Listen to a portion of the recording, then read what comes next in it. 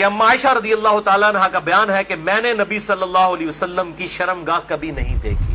لیکن یہ روایت ہی ضعیف ہے جس کی بنیاد کے اوپر لوگوں نے اورل سیکس کے حوالے سے عجیب و غریب فتوے دیے اور کہا کہ جی میاں بیوی ایک دوسرے کی شرمگاہ کو نہیں دیکھ سکتے، یعنی وہ کہتے ہیں دیکھ ہی نہیں سکتے، اگلی بات تو آپ چھوڑ ہی دیں.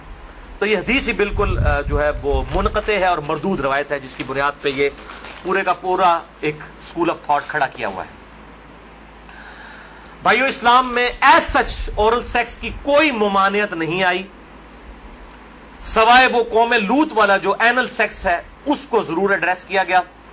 اس حوالے سے جتنی بھی باتیں کی جاتی ہیں وہ علماء کے فتوے ہیں، اور ظاہر ہے کہ جب فتویٰ ہوگا تو وہ ایکسپرٹ اوپینین ہے، وہ اجتہادی ایشو ہے، اس میں کوئی شخص بھی دلائل کے ساتھ کسی کے ساتھ اختلاف کر سکتا ہے اور اس کو آپ کتاب و سنت کی نص کی طرح بالکل فائنل اتھارٹی نہیں مان سکتے. اس کے لیے دلائل دینے کی ضرورت ہوگی، زبانی کلامی نہیں کہ میرا دل نہیں مانتا، یہ چیزیں اس طریقے سے نہیں.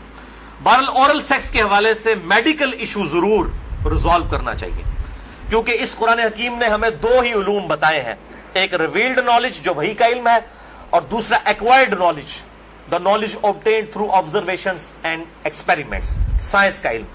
ان دو میں سے اگر ایک علم بھی یہ چیز ویریفائی کر دے کہ اس طرح کا ایکٹ جو ہے صحت کے لیے نقصان دہ ہے تو پھر اس کی اسلام میں اجازت نہیں ہوگی. مثال کے طور پر یہ جو یورینیم ہے، اگر آپ اس کو نیکڈ ہاتھ لگائیں گے تو سکن کینسر اس کی وجہ سے ہو سکتا ہے. یہ قرآن و حدیث میں نہیں موجود لیکن سائنٹیفکلی پروف ہے. تو یہ اس کو پھر اس طریقے سے پریکٹس کیا جائے گا اور بچا جائے گا. اس حوالے سے میں نے گفتگو بھی کر دی ہے، مسئلہ نمبر 39، علم وحی اور علم سائنس کی اہمیت اور ان کا دائرہ کار، اہل سنت پاک.com پہ. بہرحال میں نے اشارتاً اب گفتگو کر دی ہے، عقل مند کے لیے اشارہ کافی ہے، اس میں مزید ڈیٹیل میں جانے کی ضرورت نہیں ہے.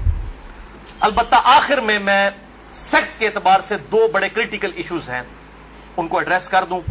بڑے دو اہم مسائل ہیں تاکہ کوئی تشنگی باقی نہ رہے. پھر بھی اگر کسی کی کوئی تشنگی باقی رہے لیکچر کے اینڈ پہ پوچھ سکتے ہیں.